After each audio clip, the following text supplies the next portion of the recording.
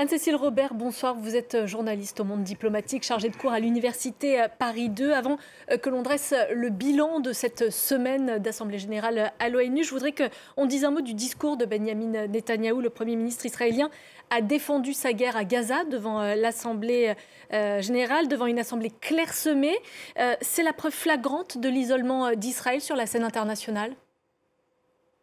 C'est tout l'intérêt de l'Assemblée générale de l'ONU que de donner une image grandeur nature et en direct de ce que pense la planète avec ses 193 États qui sont représentés et qui se manifestent. Et là, on a vu effectivement d'une manière très claire, très imagée, que la politique d'Israël était désapprouvée par une grande majorité du monde.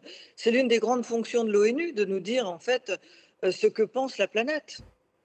Donc, selon vous, l'Assemblée générale de l'ONU, elle a vraiment joué son rôle de forum, de dialogue international durant cette semaine? C'est une tribune. L'ONU n'est pas un gouvernement mondial, donc il ne faut pas attendre de l'ONU qu'elle dirige le monde et qu'elle prenne des décisions. L'ONU, c'est la représentation de ses États membres. Et donc, dans cette Assemblée générale, nous avons vu les États, les uns après les autres, se positionner, les États défendre les choses qui étaient importantes pour eux. D'ailleurs, toutes les délégations se sont succédées les unes après les autres. Dans le cas d'Israël-Palestine, il y a quelque chose d'extrêmement symbolique et très fort, parce qu'on a un État qui est un État paria, qui viole le droit international, qui viole la charte de l'ONU et qui, de manière très visible, est condamné, et pour de bonnes raisons, par l'ensemble de la planète. Donc si l'ONU ne peut pas, n'étant pas un gouvernement mondial, empêcher forcément directement les crimes commis, elle peut au moins montrer visuellement qui a tort et qui a raison. Et dans le cas présent, c'est Israël qui a tort. Qu'est-ce que vous retenez de cette semaine d'Assemblée générale? Quels en ont été les temps forts? Cette assemblée générale était très importante parce que l'ONU fête ses 80 ans dans une situation de crise, crise financière en particulier parce que les États-Unis, qui sont le principal bailleur, retirent progressivement leur financement d'un certain nombre de fonds et parce que les tensions dans le monde sont extrêmement fortes. Et donc on a eu une inquiétude à un moment donné, est-ce que finalement les États se déplaceraient à New York pour cette assemblée générale? Et ce qui est très intéressant de voir, c'est que malgré ces tensions et malgré ces crises, cette crise très forte, les États sont venus tous et représentés au plus haut niveau, c'est-à-dire au niveau des chefs d'État et de gouvernement. Et ça, c'est déjà un signe que malgré l'affaiblissement de l'organisation et les attaques très violentes prononcées par le président des États-Unis, la grande majorité des États du monde restent attachés à l'ONU parce que l'ONU, malgré ses défauts et malgré ses échecs sur certains dossiers, remplit des missions extrêmement importantes en matière de développement, d'économie, d'aide au développement, je l'ai dit, d'aide alimentaire, de soutien sanitaire et même dans certains cas de paix et de sécurité. Donald Trump, dans son discours, il a effectivement multiplié les critiques à l'égard de l'ONU. Il affirme que lui, les États-Unis, ont mis fin à des guerres pendant que l'organisation, elle, restait les bras croisés. Est-ce que, d'une certaine manière, il a dit tout haut ce que beaucoup de pays pensent tout bas? Non, je crois que c'est une position très isolée des États-Unis. D'ailleurs, c'est récurrent aux États-Unis. Vous savez, il y a des phases où ils sont très internationalistes, très mondialistes, et puis il y a des phases où ils sont isolationnistes, ils se replient sur eux, il n'y a plus que qui compte.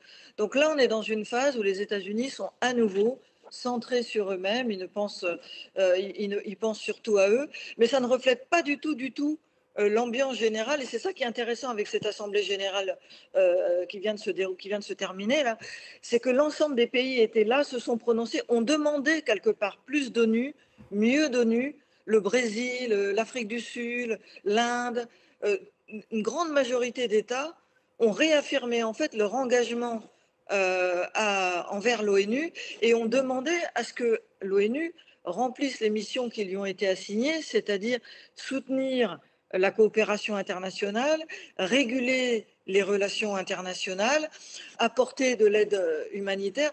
Et pour tout vous dire, Dans les couloirs de l'ONU, l'ambassadeur d'Indonésie a fait beaucoup parler de lui parce qu'il a dit, quelle que soit l'attitude des États-Unis, nous adopterons la doctrine U2. Je ne sais pas si vous vous souvenez de cette chanson With or Without You. Donc l'idée, c'est que Mais avec ou sans justement, les États-Unis, est-ce que sans les États-Unis, l'ONU peut remplir toutes ses missions? ben, c'est toute la question. Vous avez raison de le dire comme ça. C'est vrai que quand on regarde les chiffres, on se dit sans les États-Unis, on ne peut rien faire parce qu'ils représentent 22% du budget. En même temps, quand vous avez un tel engagement d'une très grande majorité d'États et la montée en puissance de la Chine, qui aujourd'hui représente par exemple 20% du budget de l'ONU, et la volonté qui a été réaffirmée encore cette semaine de réformer le financement de l'ONU, de lui donner d'autres sources. Par exemple, on pourrait imaginer des taxes pour combler le manque de contributions américaines. Pourquoi ne pas réactiver cette idée de taxe sur les transactions financières, de taxe sur les billets d'avion? On peut imaginer d'autres formes de financement. Donc il est possible, même si c'est vrai, vous avez raison de le souligner, que le départ des États, enfin, ils sont toujours là, les Américains, ils ne partent pas. Hein. Mais ils se désengagent Donald Trump, financièrement. voilà, il se désengage financièrement, mais Donald Trump n'a pas dit que les États-Unis partaient, ils restent. Et la question aujourd'hui, finalement, c'est est-ce que les autres États sont prêts à combler le déficit financier que les États-Unis sont susceptibles de laisser? Et là, la balle est clairement dans le camp de l'Union européenne, très grande puissance financière, très clairement dans le camp de la Chine. Et pour l'instant, c'est une espèce d'attentisme, c'est-à-dire la Chine est très présente. La Chine, tous ses agents sont là, elle participe aux réunions, elle a augmenté sa contribution, mais elle n'a pas encore dit clairement que dans l'hypothèse où les États-Unis s'en iraient, elle boucherait le trou. De même, l'Union européenne, toujours là, très présente, etc., n'a pas dit clairement qu'elle boucherait le trou. Mais cette hypothèse est toujours là, et clairement, la grande leçon finalement de cette Assemblée générale, c'est que les États du monde sont toujours en attente de l'ONU et lui demandent toujours quelque chose. Personne ne part, pas même les États-Unis. Et en fait, la grande question, c'est celle qui a été posée par le secrétaire général, c'est est-ce qu'on est capable de réinventer aujourd'hui de nouvelles règles qui permettent à l'ONU de fonctionner, parce que même si elle a des défauts, elle remplit toujours un certain nombre de fonctions, ne serait-ce que celle qu'on évoquait au début de notre entretien, celle de tribune, de forum. C'est le seul forum où l'ensemble de la planète se rencontre pour discuter. Et donc tout le Merci. monde a besoin de l'ONU. Merci beaucoup Anne-Cécile Robert de nous avoir accordé ces quelques minutes sur l'antenne de France 24. Merci pour votre éclairage.